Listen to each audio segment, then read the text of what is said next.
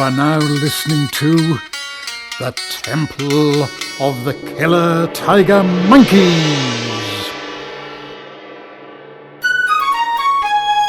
The Temple of the Killer Tiger Monkeys is a John Mitchell story and is brought to you by Cine Downloads. Narrated by Dr. Hugh Pincott. Previously on The Temple of the Killer Tiger Monkeys. Temple of the Killer Tiger Monkeys. The Shrine of the Flying Attack Dragon. Someone put together a contract for tender. There is an ancient symbol. You will be trapped in your body here, and they will not be able to separate your demon self from this form to banish you.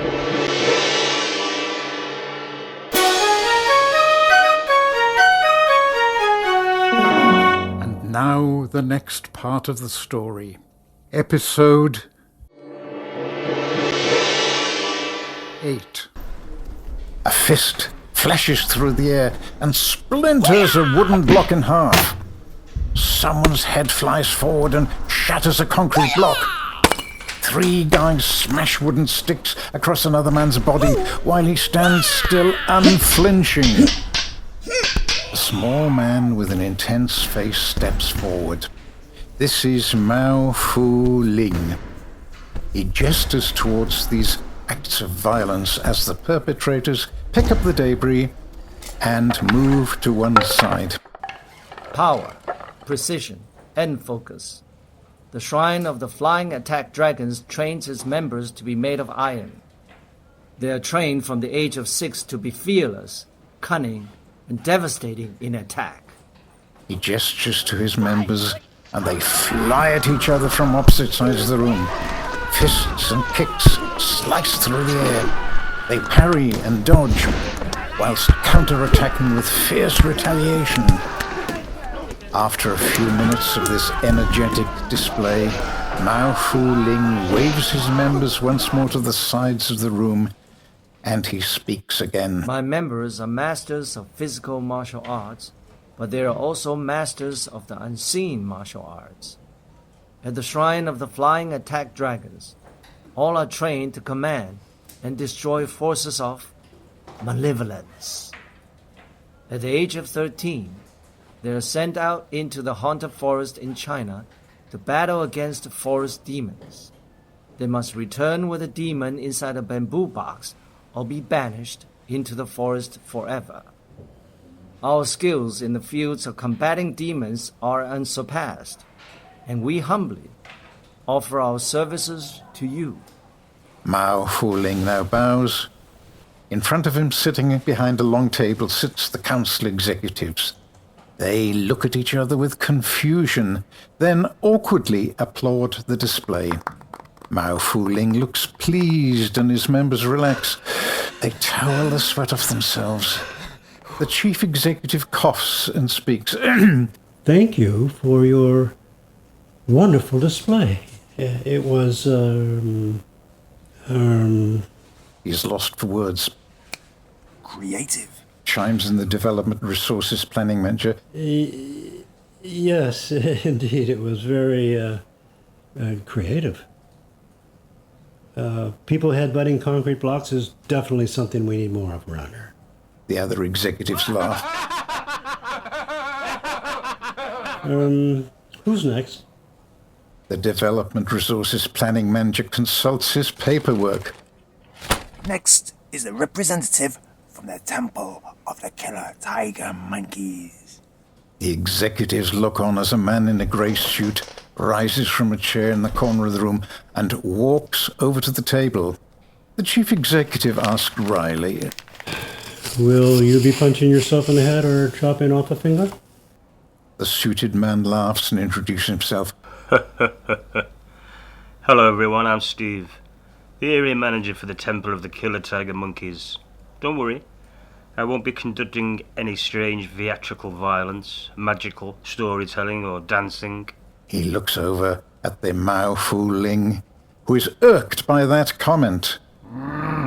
I'm here to tell you how we can help you with your demon issues. Quite simply, we'll be using an overarching strategic projection to specifically market and target and nullify extrapolated hostile elements whilst working towards the fulfillment of an agreed framework. Time management. Within this framework, we'll look at overall increasing of cash benefits, specifically juxtaposed with aggressive crisis management. The executives are stunned into silence.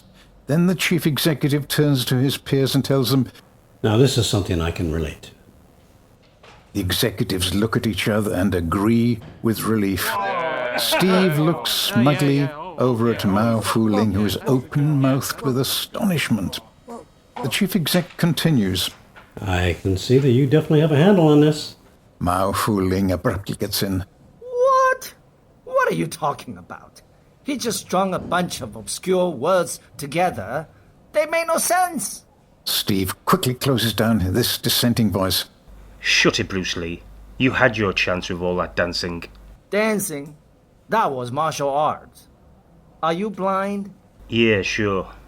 Steve turns towards the executives again. Look, council people, we will accommodate your concerns with overwhelming accountability. If you give us all a mandate, we can minimise financial drag through focused internal efficiencies, specifically tracking the project with extended synergy within the wider context. In short, we have arrows to fire. Chief exec says. My God, that's genius. He turns to the others. See, this is what we need. Extensive task force appraisal that can pare down the overall perspective.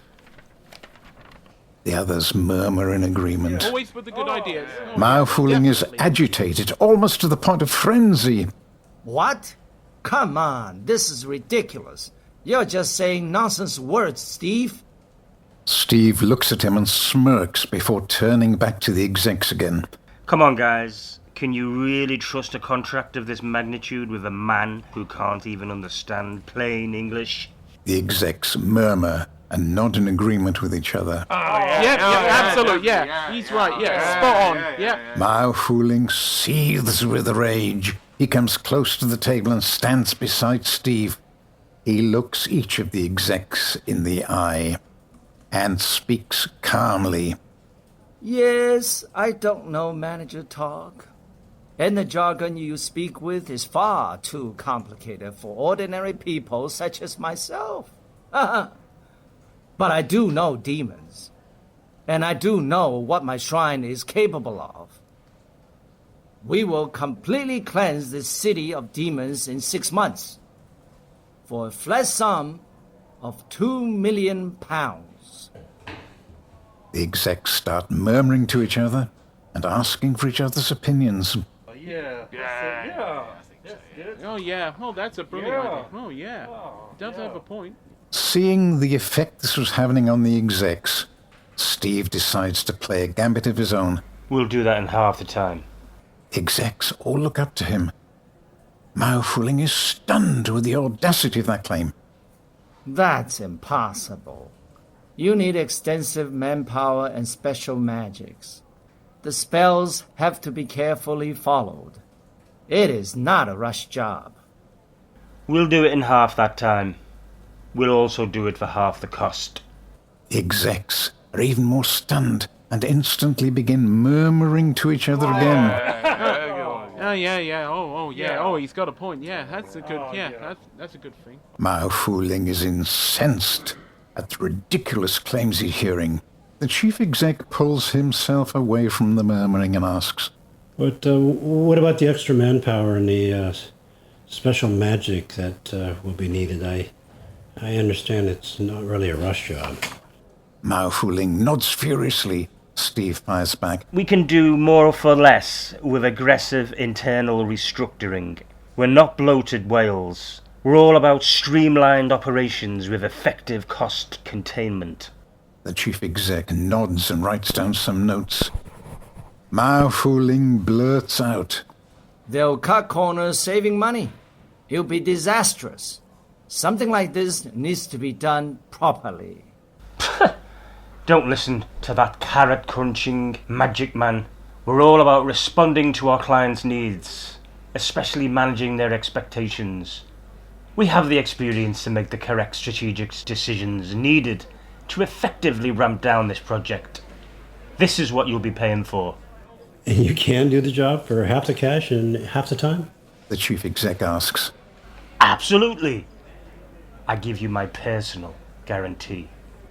Steve smiles again, revealing pristine, shiny white teeth. Well, then the contract is yours. The chief exec reaches over the table to shake Steve's hand. Steve clasps his hand around his and shakes it vigorously. He looks the chief exec firmly in the eye and says, You've made the right choice today. You will definitely not regret this. Oh my God. You've made a big mistake. Mao Fu-Ling shouts out. He can hardly believe what he's witnessed. Steve quickly shoots him down. Go punch some wood, dancing man. Mao Fu-Ling is too shocked to argue and gestures his shrine members to follow him, and they leave through the door. Once they have left, the chief exec sits back down. He looks up at Steve, who has a big smile on his face. You know, that was a good presentation today, Steve. I was very impressed. Now, my people will send all the paperwork to you later in the week, and we look forward to working with you. The three Goths gingerly walk through the devastation of what once constituted the park. Bushes and trees have been uprooted or burnt. Large craters have been filled with rainwater, whilst debris and rubbish are strewn everywhere. It is evident that the whole place has been abandoned. Wow, it's like so desolate, man. And they quietly wonder if their search for the perpetual motion machine is a waste of time or not. They slowly pick their way through what once remained of the demon's camp. It's freaky, dude. Here, there is more decimation, with the former shanty town pulled apart and shelters ploughed into the mud. It's like we're on the moon, man. In the distance, they see an area which has many burnt-out cars piled around. I'm a spaceman, man. They head off in that direction. The two hulking rhinoceros-themed demons stand solidly with their gaze slowly scanning all around them. They've stood here for weeks, an ever-vigilant presence, through storms, fires, demon battles, and have never moved or faltered in their duty. The perpetual motion machine rests on its pedestal, slowly spinning whilst keeping the crackling vortex above firmly closed. Now, however, the two demons seem to have been forgotten about. All the other demons have long gone. They left to tear up the city beyond, and now these two watchful sentinels stand alone in a gutted park, with only pigeons for company. They have spent long days wondering if the pigeons were a secret gang wishing to steal the machine from them. But after many days, they decided that the pigeons were probably just birds after all. One of the rhinos notices some movement down the road towards the camp. It gives a grunt, and the other demon turns to look too. In the distance are three men dressed in black, walking towards them. These men see them too, and huddle together for a secret meeting. The meeting lasts only a few moments before the huddle breaks up, and the three Goths resume their advance towards the rhinos. The first demon sniffs hard into the wind and registers recognition of the scent blowing downwind from the Goths. He smells poor personal hygiene, never washed clothes, and the residue of cannabis, cheap cider, and crusty semen. He turns to the other rhino demon. Human scum! The other rhino demon nods his bulbous head in agreement and grunts. The three Goths reach the rhinos and notice the perpetual motion machine on its pedestal behind. The rhinos notice that the Goths have noticed the machine, and they look knowingly at each other before facing the Goths again. After a short period of silence, Melvin decides to speak. Hello, random zoological manifestations. We bring greetings to you from all of our leaders on Earth. The President of America, the Prime Minister of Iceland, the King of the Czech Republic. We have been instructed to tell you that the people of Earth are thankful for the time you have spent watching over the perpetual motion machine. You have served us well, and you have been rewarded with a week's holiday in Cornwall. We are to watch over this machine in your absence.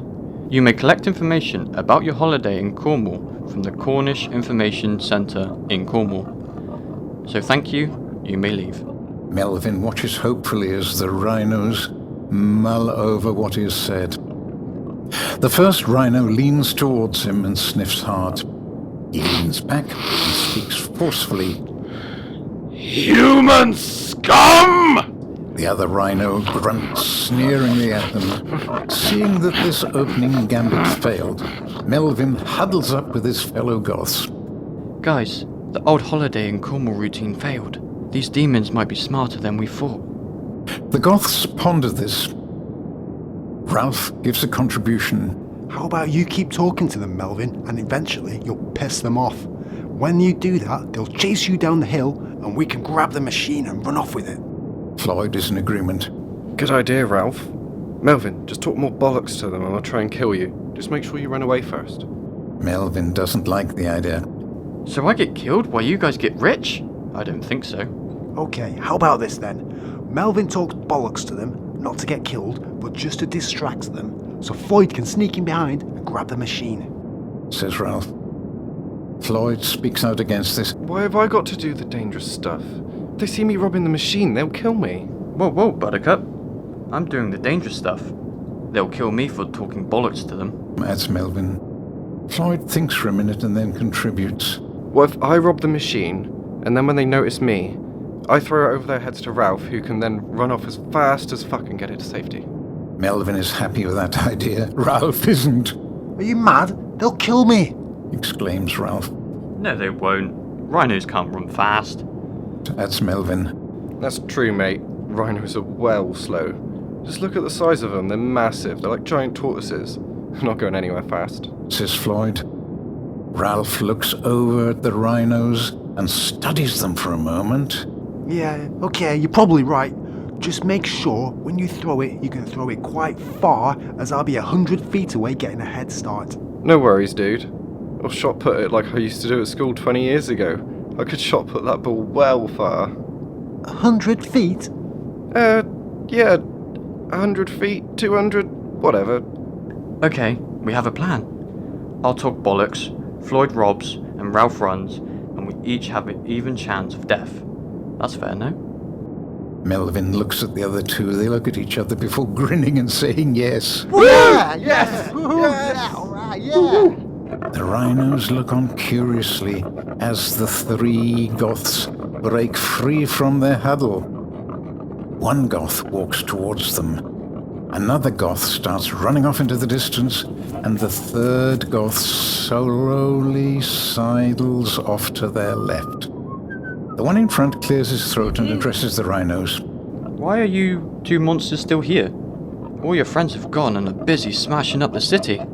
You two are missing out on all the fun. The other demons say that you guys are boring and that the rhinoceroses are pansies. The rhinos watch him and look at each other. Melvin sneaks a glance at Floyd, who is carefully moving around to the side of the demons. Ralph is still running down the hill. I had a demon round for tea last night. We had a chicken casserole, and after a while, we drank some lovely port, and he said that rhinoceroses are gay-ass, lame-ass, useless, loser demons who have no friends. The rhinos snort with laughter. Melvin is surprised by that and watches as Floyd is now behind the demons. Ralph is still running down the hill. Yeah, he also said that rhinoceroses have no brains, they can't spell, add up numbers, and don't even know how to walk properly. The rhinos snort with more laughter.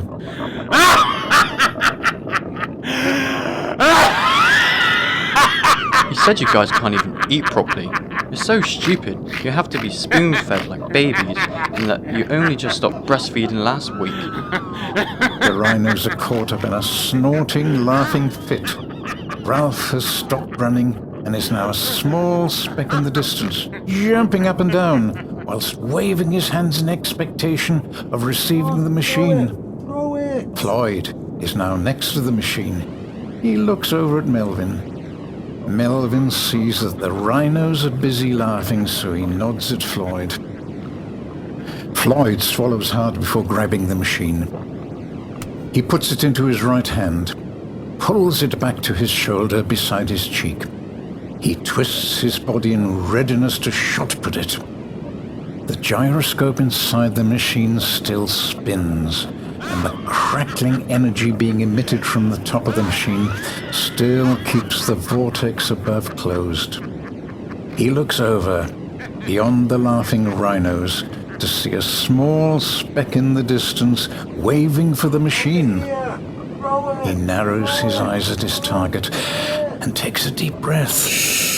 He holds that breath and visualizes being back at school, throwing the shot put over the horizon, while all the schoolgirls gasp in admiration at him. Holding that image in his head, he untwists his body and explodes the breath from his lungs. He launches the machine through the air. His eyes open wide to see it soar.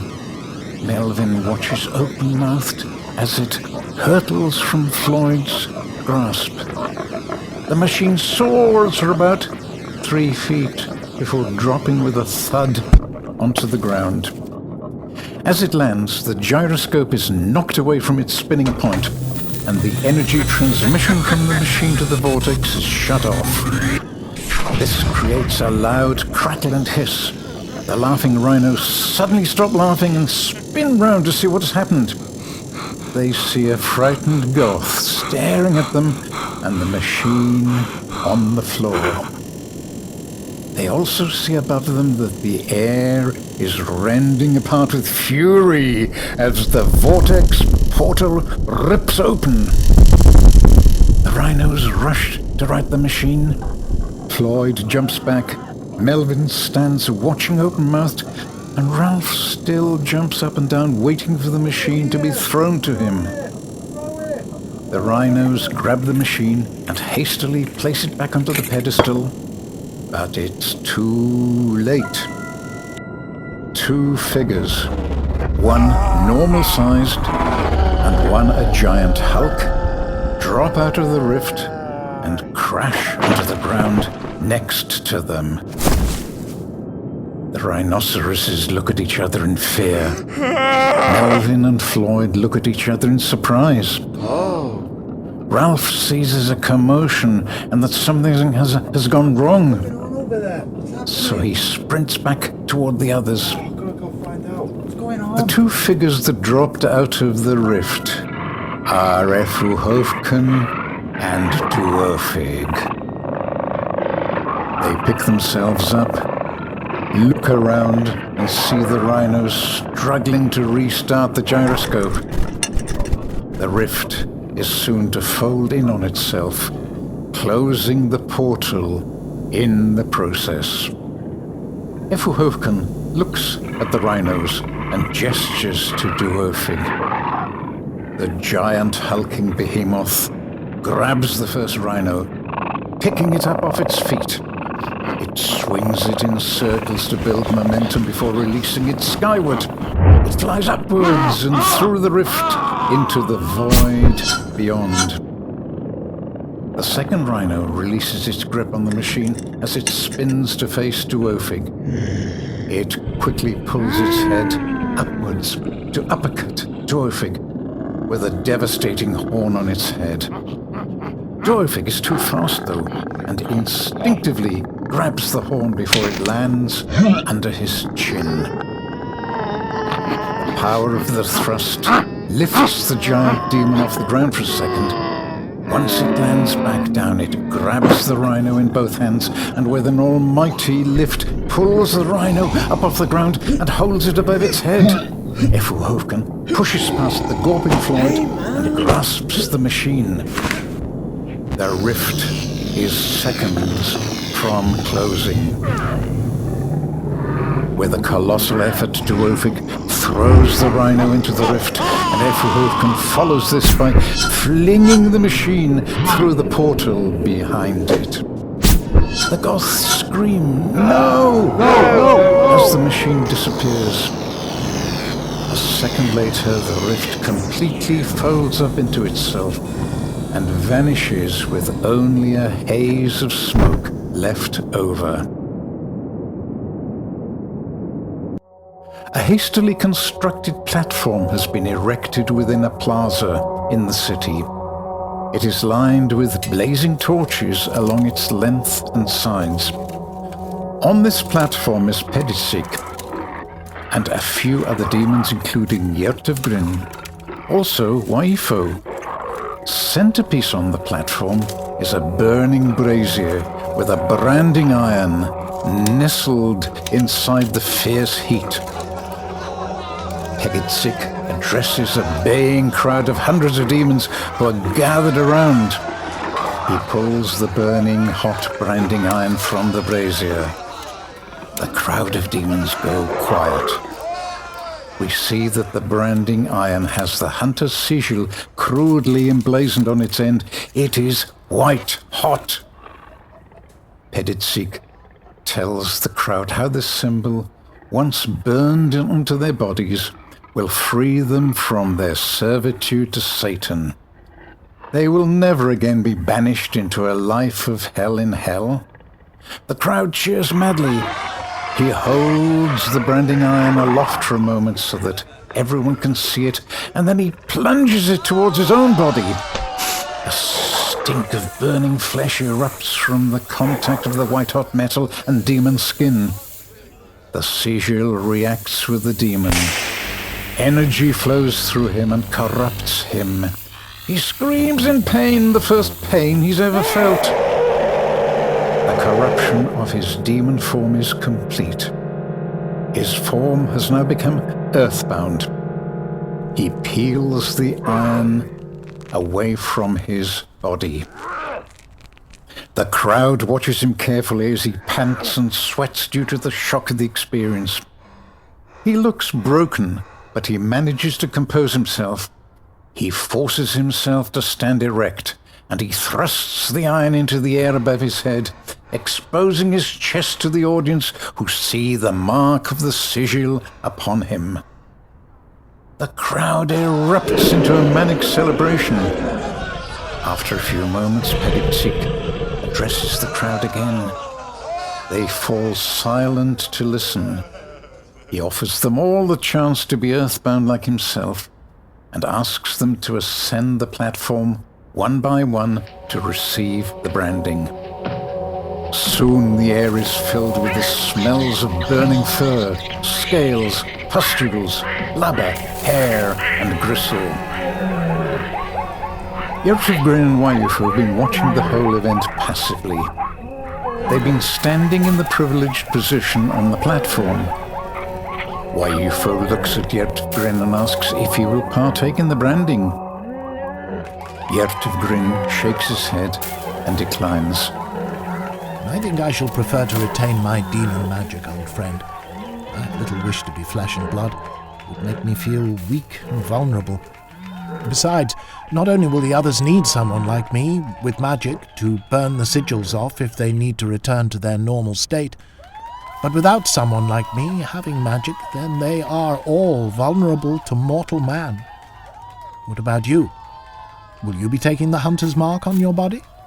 Dhoiufg thinks for a moment, then smiles. I was going to, but you made me realize that I'm probably much better off as I am now. But aren't you concerned about being banished back to hell? No, not particularly. My job in hell was quite good, actually. I just had to answer red telephones all day. Not sure who's left to do that, though. Seems all the telephone staff are up here on Earth.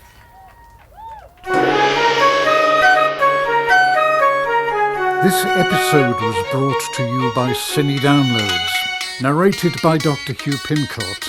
Today's episode featured Doug Bradley as Yerter Griffin the Demon, Michael Berryman as Chief Exec, James Pax as Mai Fu Ling, Simon Bamford as Waifo the Demon, George Wilson as Steve the Manager. Other voices provided by Ben Carroll, John Mitchell, Shaun Gregson, Brandon Armitage. Written, produced, edited and directed by John Mitchell. Co-produced by Chris Ball Hero. Sound recorded by Louis Thompson, Chris Ball Hero. Sound engineer Andrew Doc Collins. Theme tune by Jed Gray. Thank you for listening, and watch out for the next episode of the Temple of the Killer Tiger Monkeys.